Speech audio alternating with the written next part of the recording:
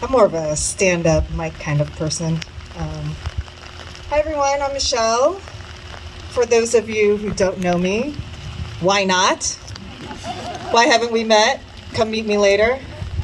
I live in Highbridge, and this reminds me of at the end of Joy Luck Club, the theater is crying and my mom turns to me and she goes, "Why are these white people crying?" And I was like, because they understand the story. They understand the story. And I think we all have a story, right? So I just want to share a little bit of my story with you guys today. First of all, thank you for coming. It's so amazing to see you all out in the rain. Can somebody get our congressman an umbrella, please? Poor guy. So I grew up outside of Washington, D.C., in Northern Virginia. And you wouldn't think that an area that rooted for the Washington Redskins every Sunday was racist. Surprise, there was racism. Shock. So I am so glad they changed the name of that football team. And I didn't know, some of you may have even said it, the I don't care statements. I don't care if you're purple, green, black, or white. I don't care. I'm like, oh, the purple person's here. I know where this is going. I don't care if they build the mosque down the street. I don't care. Because you know what I hear? I don't care. For that failure of leadership. Now, you elected me to pass laws. So first thing I think about is what can I do as a legislator? And we're going to do some things. We're going to pass a bill called the COVID-19 Hate Crimes Act, for example. What does that do? Practically speaking, it tells the Justice Department that you got to keep track of these incidents because you can't fight something if you don't measure it, if you don't understand it. It tells the Justice Department you need to set up programs to work with local law enforcement around the country to understand how to identify this and how to combat this. And it tells DOJ to put out guidelines on the language that we should be using.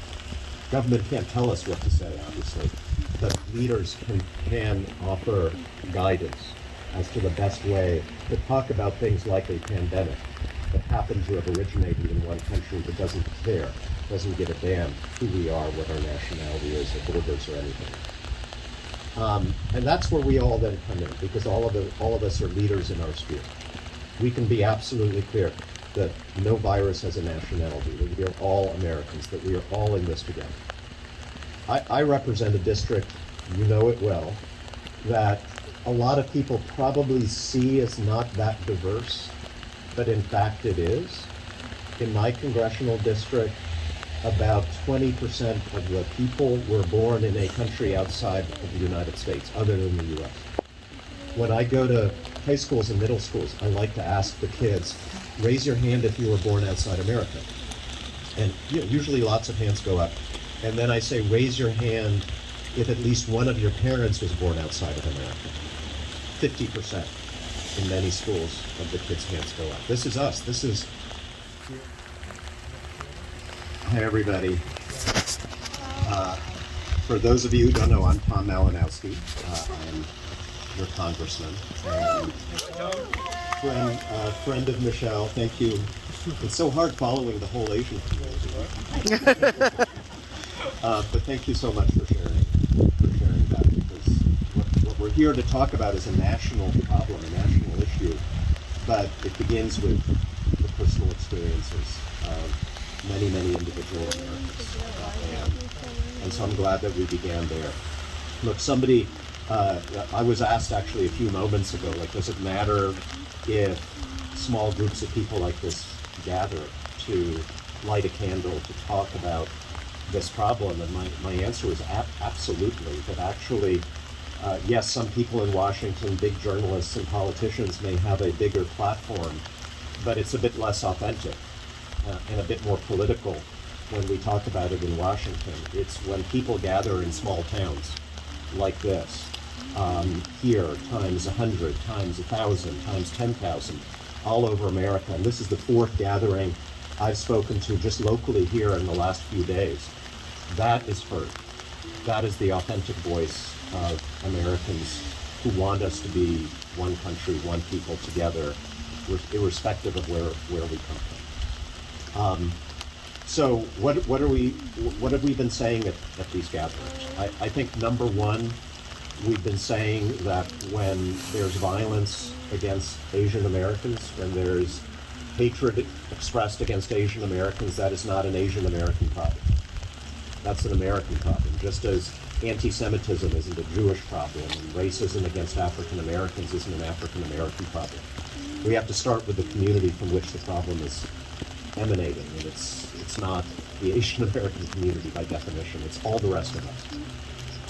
And number two, I think we're coming together to recognize that this is an ancient problem, and one that's predictable.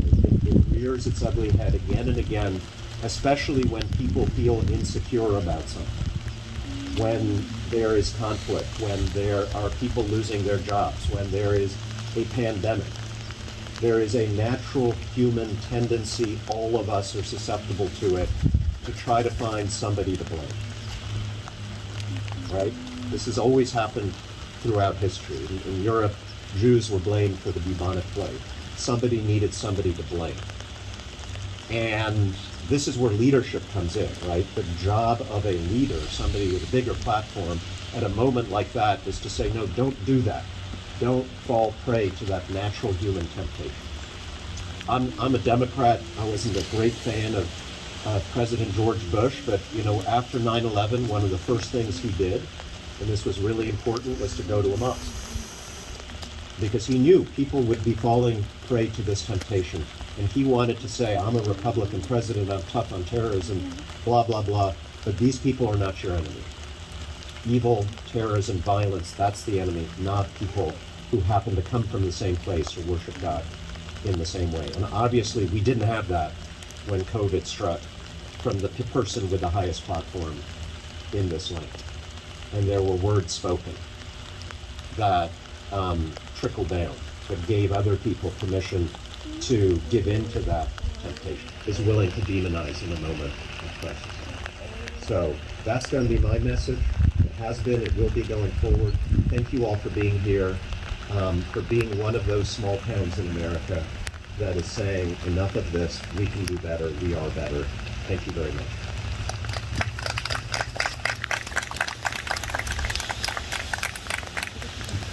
Do is set the example of being radically normal, okay? And just remembering that your kids are watching. They're watching your reaction to things, and they're watching how you react in the face of overt racism as well. For me, sometimes I think we see these names in the paper and the news. And To this land is your land until I was an adult. Because what was sung at me ended with, if you don't get out, I'll blow your head off. This land was made for me, not you. That was sung to me on the playgrounds that I grew up on. What made my life bearable was not huge actions by adults. The adults really kind of let me down, I'll say that. And adults tend to let their kids down.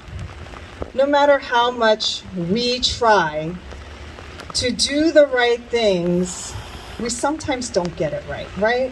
Because I would tell my mom, these kids are beating me up on the playground, they're doing these things, and she'd go, show me who they are, I will kick their butts. And I'm like, that's not helpful, so I kind of shut down. And we don't realize that these kinds of violent acts are happening against people that are living their lives like we all do every day. So some things that I pulled out of newspaper articles and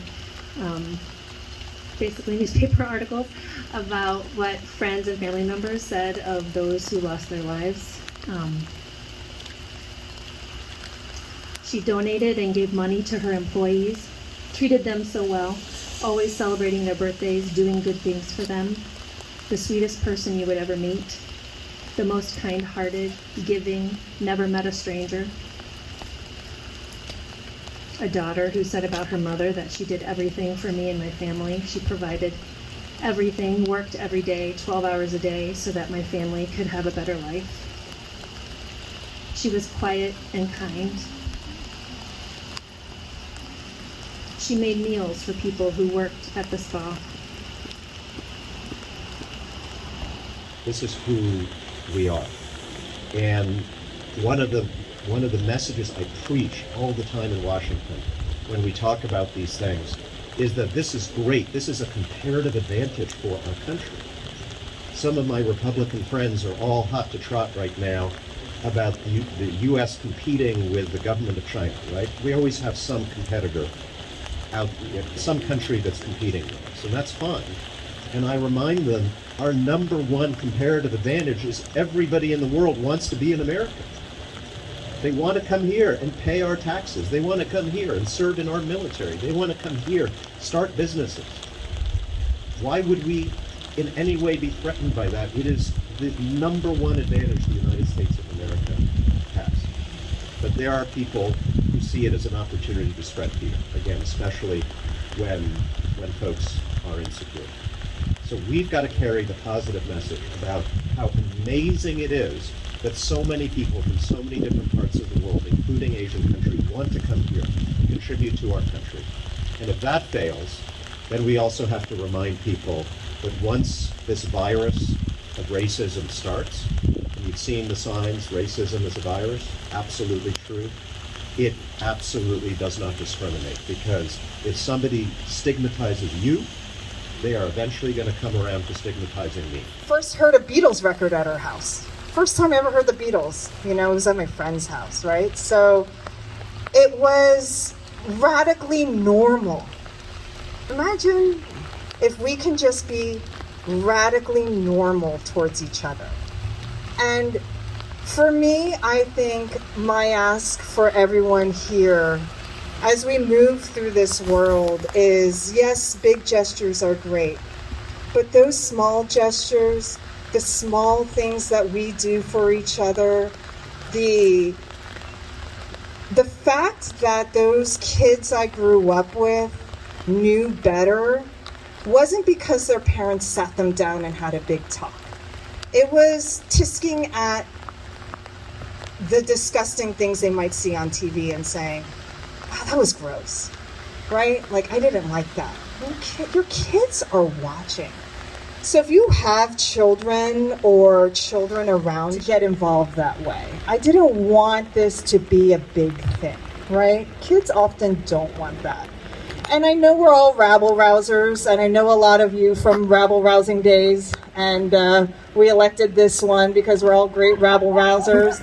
But, sometimes the rabble-rousing, while it makes us feel better, it's hard on the kids, right? Like, if we're being honest. But we got to do the rabble-rousing. Let's not stop the rabble-rousing. What helped me as a child was the fact that I had friends, okay? Just simply having friends. And those friends came from adults who taught them kindness, not niceness, but kindness. And there's a difference. So kindness, as my wife likes to always say, is direct, draws boundaries, and is inclusive. I hope that we can fix this for you, that we can make this better for you. Just say thank you. Actually, I care if that mosque is built down the street. And I care that it wasn't because our state senator sucks and stopped it from getting built.